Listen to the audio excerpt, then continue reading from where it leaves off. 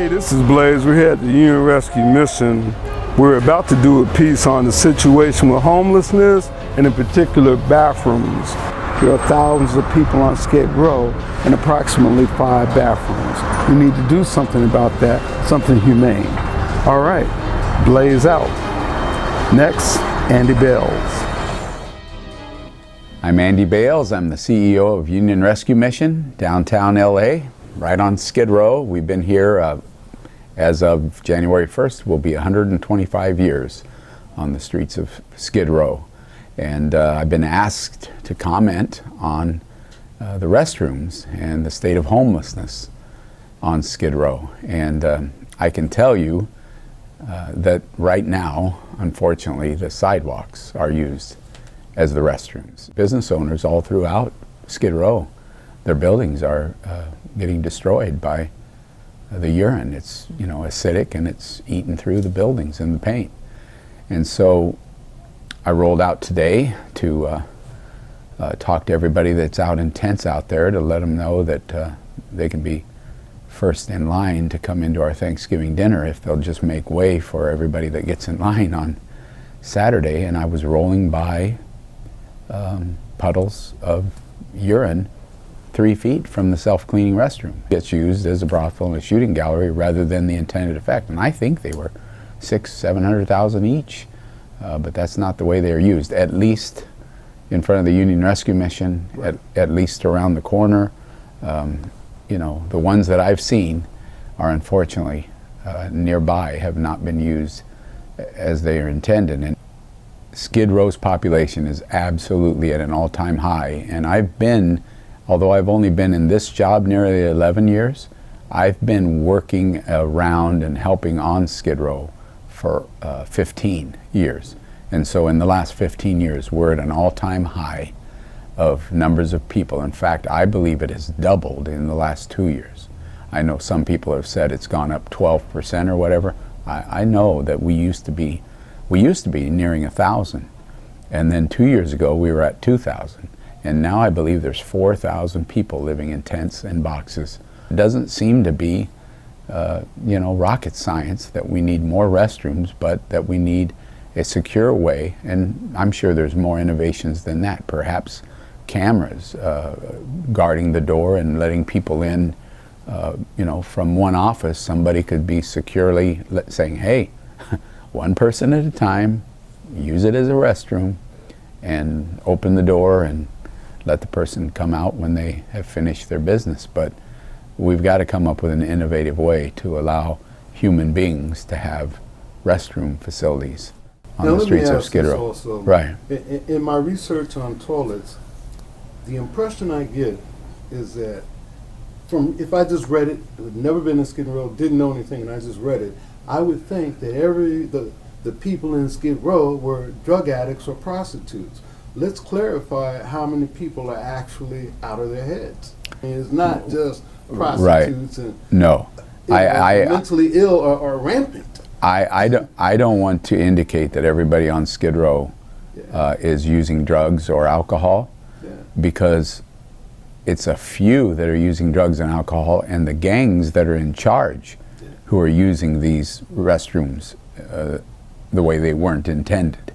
But that keeps everyone else, those who are suffering from mental affliction or those who've just ended up with, you know, unfortunate straits. And, you know, I think it was mentioned that somehow all of these restrooms get shut down around the country in metropolitan areas because of this happening, and so the restrooms go away.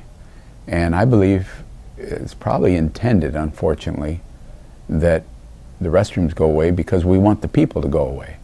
Whereas the truth is, we ought to be worried about helping the people get off the streets, and then there would be no need for the restrooms. And I'm feeling like LA has arrived at a point, it won't be a city any longer that wants to just shut down the restrooms and cause the people to move away or drift to another section of the city or leave town.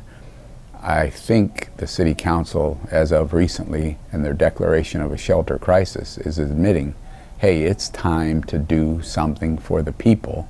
It's time to put a roof over people who are experiencing homelessness, put a roof over their head.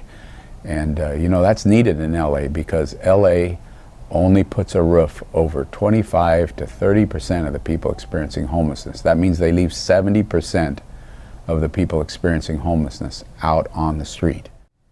We don't just need more restroom facilities, although we do. We probably need a mobile restroom and shower facility, and I just talked to one of the city councilmen about possibly providing that. But we need actual places for people to move into. Everybody wants us to crack down on everybody on the sidewalks, get them off the sidewalks, but how do you do that when there's nowhere to go? There is nowhere to go in LA. All the missions are full, they're at capacity. There aren't missions around the region. We need to regionalize services throughout the county. We need to take on the empty county facilities. The old county hospital, the Martin Luther King Hospital, sit empty. McLaren Hall sits empty. The juvenile home sits empty. The poor farm in Downey that used to help people during the Depression sits empty. And we could leverage the city-county money that's being proposed, and we could immediately take 3,900 people off the streets into 365, 24/7. The kind of care that happens here at the Union Rescue Mission could happen right now for many people. And it could happen tonight if we just, you know, had the courage to make it happen. And I'm grateful that the City Council is showing that kind of courage. All right, we're going to run outside. Outside's fine, whatever you want. I'm just thinking. All right. Okay. Yeah, we're out here on the street in front of Union Rescue Mission on the sidewalk. Stop lying. And we're heading over by the self-cleaning restrooms that I found out about after I accepted the position here, and I found out one of my predecessors had agreed with the city to place it here, and I thought, oh no, because without proper security, I knew this restroom would not be utilized as a restroom. Now, before we look at it, let's turn around and discuss the tents. This is just your one block, and we have all these tents. Tell us a little bit about this phenomenon. It wasn't always like this. We used to have an agreement. There was an agreement between the city and folks experiencing homelessness that they would take down the tents at 6 a.m., put them up at 9 p.m. so they'd have a shelter until enough housing was built.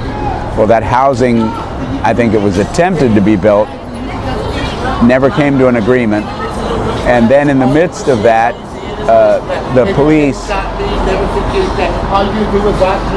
kind of went over the top, and they destroyed some tents and some belongings inside those tents. And so that agreement, I think it was called the Jones Agreement, went away. That 9 p.m. to 6 a.m. agreement went away, and now it's just tents all day long, every day, throughout Skid Row. And with the increase in the numbers of people came the increase in the number of tents. All right, we're going to go take a look at this toilet, and I'm going to let you go. But first, you're in a wheelchair, Reverend Andy. You have a boot on your foot, and so something happened to you. I just want you to explain what your doctor says it was. Yeah. And that's that. So what happened was I got a transplant, a kidney transplant, to save my life, lowered my immunity. So everybody needs to know that. And 5 weeks later, after the transplant, I did a triathlon. I got a blister. The blister turned into a wound. The wound was just about healed, and somehow my doctor says by walking around on the streets of Skid Row or riding my bike here, it was one or the other, I picked up 3 flesh-eating diseases: staph, strep, and E. coli. And and E. coli comes from human waste, which is present on the ground all around Skid Row. This sidewalk is used as the restroom because this self-cleaning restroom, they're not sufficient. No matter what, they're not even sufficient if they were being used. If they were being used for that purpose, there's not a sufficient number.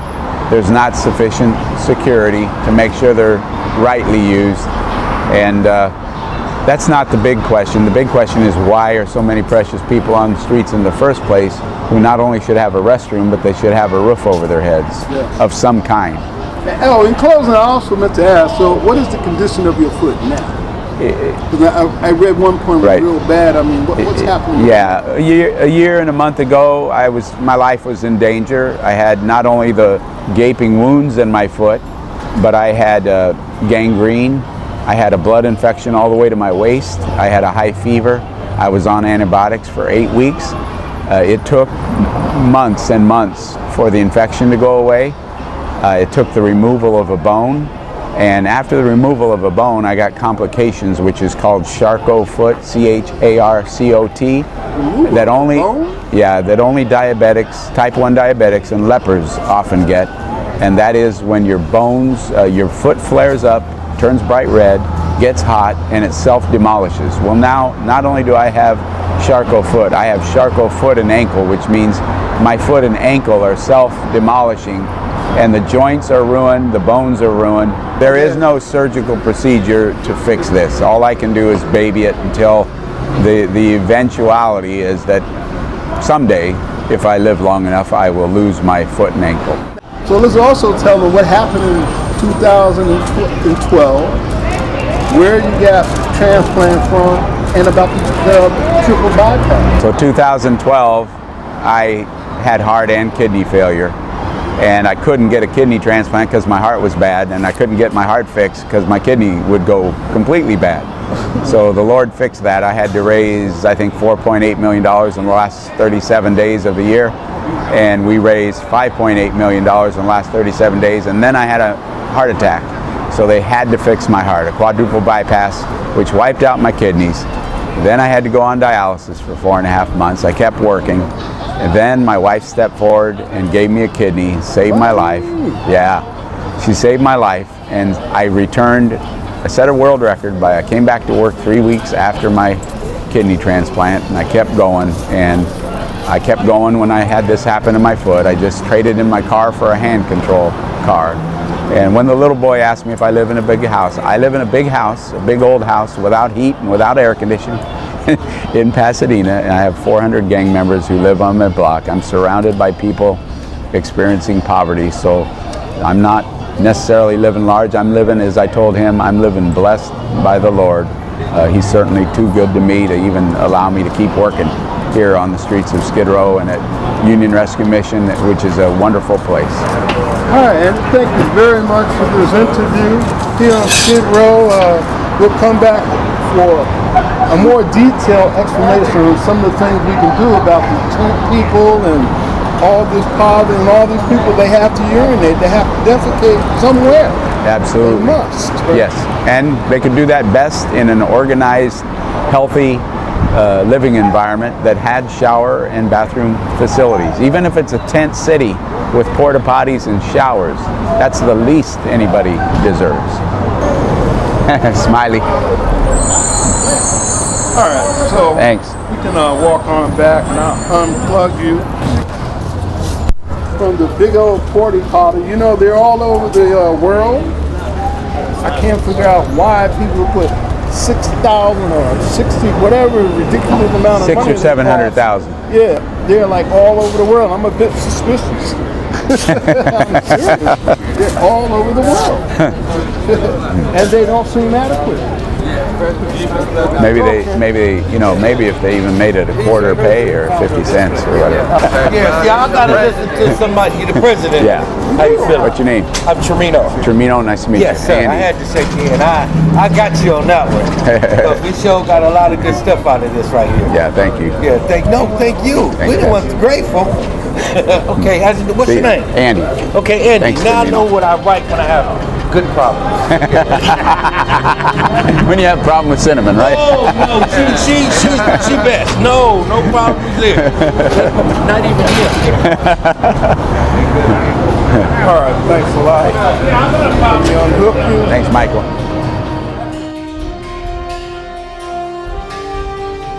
So this is it from Blaze. We're here on Skid Row signing off.